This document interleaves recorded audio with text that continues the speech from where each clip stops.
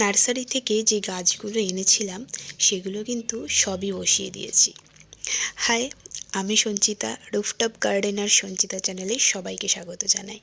এই গাছগুলো আমি যেভাবে বসিয়েছি আর কি, এর জন্য যা ব্যবহার করেছি মাটি, ভার্মিকম্পোস্ট আর ফাঙ্গিসাইড হিসেবে একটু স্যাফ খুব ভালো করে মিশিয়ে নিয়েছি।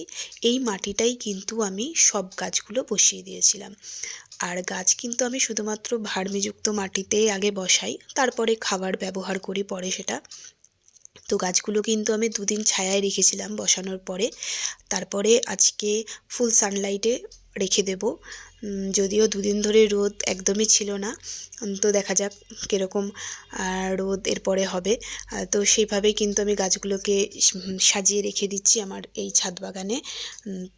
এই গাছগুলো কিন্তু আমি একদমই ঘরোয়া উপায়ে করার চেষ্টা করি, একদম জৈবভাবে, যার জন্য কিন্তু আমি ফাঙ্গিসাইডও জৈবভাবেই ব্যবহার করি। সেসব ভিডিও আমার শর্টসে দেওয়া রয়েছে। তো কীভাবে এই গাছগুলোকে আমি যত্ন করি, পরিচর্যা করি, সেসব দেখার জন্য আমার চ্যানেলকে অবশ্যই সাবস্ক্রাইব করে পাশে থাকবেন। আর এই সবজি গাছগুলো কিন্তু সব বীজ থেকে করা। তো কিছু সবজি, কিছু ফুল, ফল এই নিয়েই কিন্তু আমার ছাদ বাগান।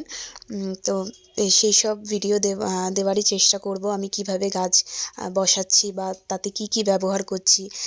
এই যে গাছগুলো বসালাম তারপরে আমি কিভাবে এর যত্ন করব, পরিচর্যা করব, সেসবই কিন্তু থাকবে আমার ভিডিওতে।